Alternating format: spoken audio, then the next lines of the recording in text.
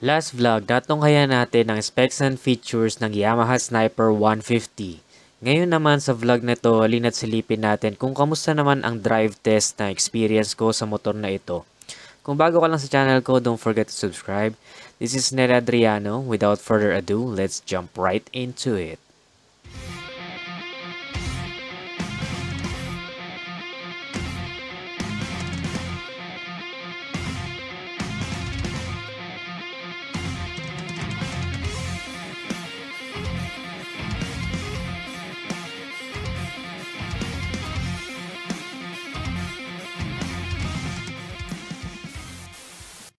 Isa ang Yamaha Sniper 150 sa most requested ng ating mga netizens na i-review para sa vlog na ito. Ngayon alamin natin kung totoo nga bang sulit ang Yamaha Sniper.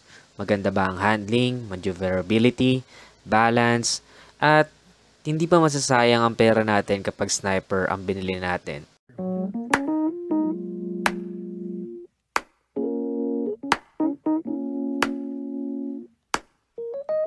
I mean, we were just sitting back, you know, chopping it up, reminiscing about the good old days and all that. You know, tracking my roots, where I came from and where I'm going.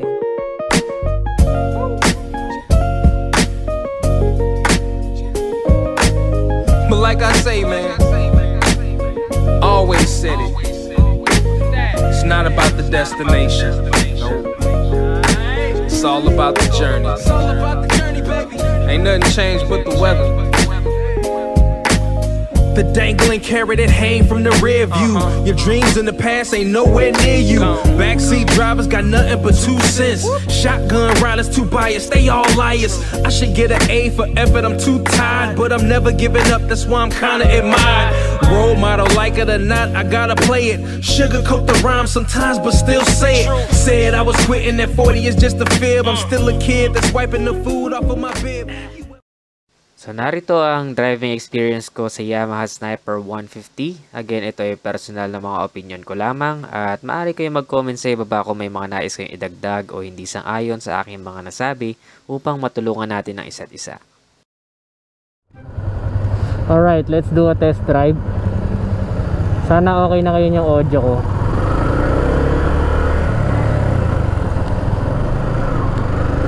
So nangangapa-ngapa pa ulit ako, kaya nga sabi ko sa inyo, di ba? Gusto ko sanang mag-practice muna talaga ng manual. Siguro 1 to 2 months ng pagpa-practice ng manual, magaling na ako ulit siguro. Nandun pa rin naman yung, syempre, prior knowledge, di naman na-unlearn yung pagdadrive. Kaya lang syempre, fa-familiarize mo ulit yung sarili mo sa mga driving techniques. And of course, yung pagtimpla ng gears, ay isa na yun sa mga dapat mong practicein. Ka lang, nag-aayos ako ng ano.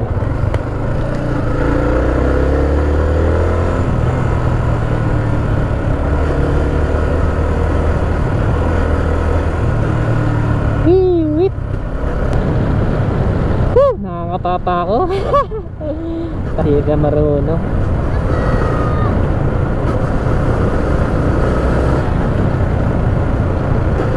Mabilis, napansin ko sa kanya guys, mabilis siyang humingi ng ano, ng gear up. So 5 speed to, 1 down, 4 up. Okay, ngayon ko pala kinakapa ako pa kasi kung gaano ka, kung ilang gears yung hinihingi niya. No, kinakapa ako pa siya guys. So gusto ko sa Sniper, kahit nabaguhan ka, mabilis siyang matutunan eh. Yung clutch niya mababaw lang, no? Hindi kagaya ng iba na kailangan galitin mo ng husto yung makina bago kumagat. Ito is hindi siya ganon. Mababaw lang yung kanyang clutch, kaya na hindi ka maninibago, no? Kung newbie ka, mabilis mo tong matututunan. So may re-recommend ko din to kahit sa mga baguhan. Kasi ako, tagal ko na napahinga, 1 taon napahinga ako talaga sa manual, kaya ngayon tamang kapa-kapa ulit ako. Okay, smooth na, matututunan ko na kahit pa paano.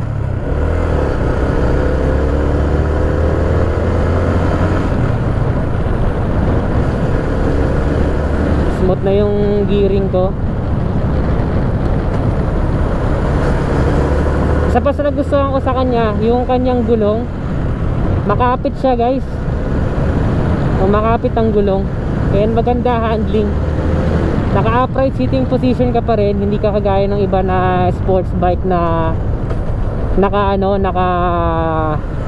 masyadong naka-lean.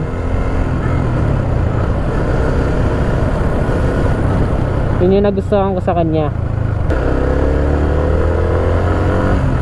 Tapos napakaganda ng tunog ng ng makina niya. Naka-hazard pala ako. Ay hindi, naka-signal. Ano to? Off hazard. Okay. Ganda ng tunog ng makina niya guys.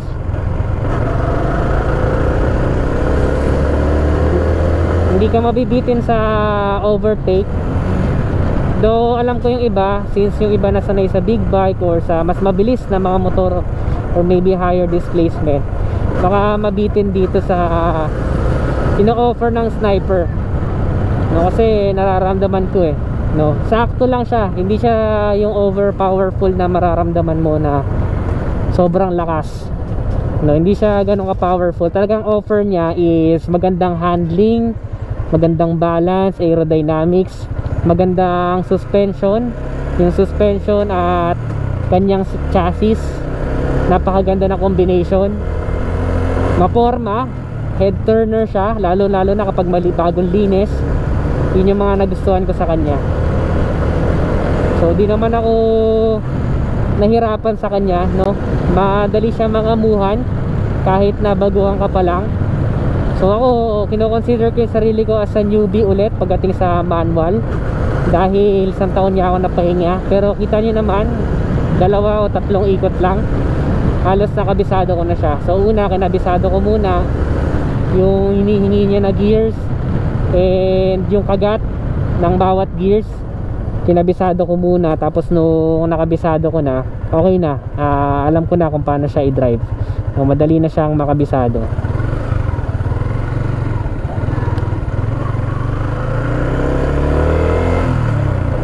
Isang ikot pa. Pinaginawang practice na. Actually itong lugar na to, daming mga nagbabike na nagpa-practice dito, nagpa-practice na mag-drive ng kotse, ng motor. So kaya ito yung gustong gusto kong place lagi na pinagre-reviewhan, para wala masyadong tao, ang mga kasama mo mga bikers din, mga motorista din. Napakasarap mag-ikot-ikot dito, sarap ng hangin, napakaganda pa ng view, solid. Pwede nga ako mag-jogging dito no. Gusto nyo ba jogging vlog naman?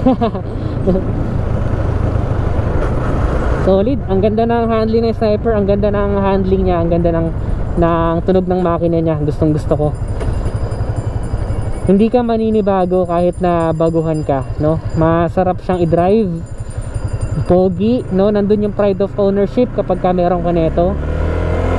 Quick story lang, noon talaga, ang gusto ko talaga, ang first motorcycle ko ay Sniper 150 talaga. Dahil sanay din talaga ako sa declutch noon. That's way back 2017 or 18. Na gusto ko talaga ang bilhin ay Sniper.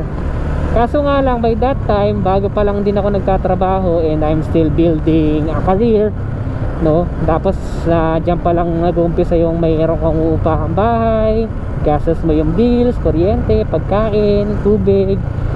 So binabudget ko pa, and ayokong sumuga sa isang bagay na baka kasi ang mangyari, magtrabaho na lang ako para sa motor, diba? Medyo hindi practical kung ganun. So I decided na kumuha na lang ng mas mababa ang presyo sa Sniper, which is by that time doon ako nagumpisang mag-automatic. Okay, yung Mio Soul i125, yun yung kinuha ko na automatic. Nagustuhan ko naman yung offer niya, kasi simula noon ako yung unang nag-review nung Mio Soul i125. Doon ako unang nag-boom hanggang sa nagkaroon na ng Honda Click 125, tapos Honda PCX, sunod-sunod na Aerox, NMAX, hanggang sa nakilala na ako sa mundo ng automatic. Pinapanood na ako ng tao sa mga automatic, and halos maubos ko na yung automatic na motor ngayon. So I decided to level up the game and bumalik sa pinagmula natin, semi-automatic and semi-manual and manual na motor. And ito nga yung napakagandang panimula para sa bagay na yon, yung Sniper 150, dahil napakadaming may gusto ng motor na to via request, kaya ako priority na ito yung i-review, dahil ang dami nagre-request at ang daming gustong bumili ng motor na to. Kaya ito yung priority ko na i-review. And hindi naman ako nabigo, and itong Sniper na to, naipakita niya sa akin yung dahilan kung bakit napakadaming nagre-request na i-review ko ang motor na to. Kahit na hindi naman siya bago, wala pa naman yung 2020 version. This is 2019 version. Merong iba't ibang color variants like Black Raven, Racing Blue, Yellow Hornet, itong gamit natin ngayon. And yung last one is matte green. No, dati ang gusto ko talaga either white or red. Napakaganda ng Sniper na yun. Yun ang gustong gusto ko talaga dati. Yun ang gustong gusto kong mabili na Sniper. Masasabi ko rin na maganda yung kapit ng brakes niya. Napaka-responsive kahit na yung foot brake, no? Napaka-responsive niya. Hindi yung tipong mahina ang kapit, no? So nagustuhan ko na napaka-responsive na ang kanyang braking system. So try natin sa mas mabibilisan. Mas mabilis ang mga daan, try natin.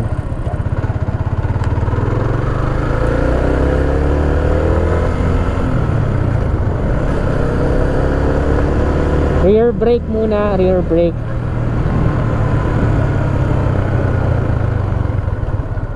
Oh, ang galing. Hindi kanya biglang i-stop, medyo dahan-dahan kanyang i-stop para mas safe. Pero siguro kapag diiniinan ko ng gusto, dun ko siya mapapalak.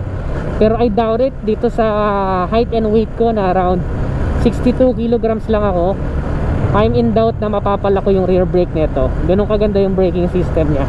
And the same time yung front brakes niya rin, no, napaka-responsive. Try natin yung front brakes. Ihinto ako dito.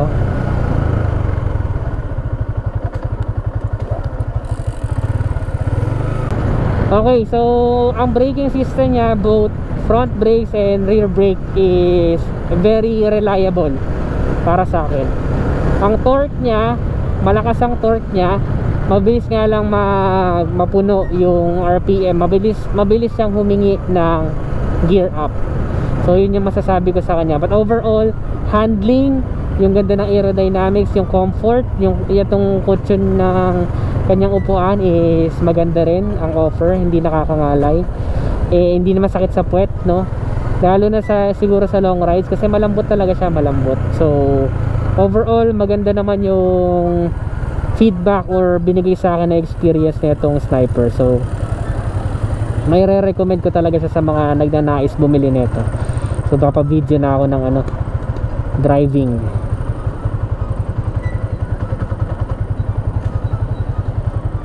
Tara, medyo dumidilim na siya. So that's it, I think, for today's vlog. Para sa akin, magandang brakes, magandang suspension, magandang handling, higit sa lahat pogi. So for me, walang dahilan para hindi ka bumili ng Sniper, maliban na lang siguro kung meron ka pang ibang mga factor na hinahanap, kagaya ng speed, acceleration, and medyo gusto mo ng pakargahan to, mas maganda, no? Kasi mas maganda yung, or mas mabilis yung may bibigay niya sa iyo na speed. Pero overall, in total, nagustuhan ko yung Sniper in neutral natin. And masasabi ko na okay talaga ang motor na to kahit sa mga newbies.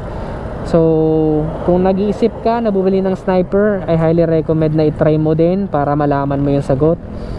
For me, malaki-laki ang chance na i-try ko ang Sniper. Maraming salamat ulit sa may-ari nito, Sir Mark. And yep, subscribe para marami pa kayo mapanood.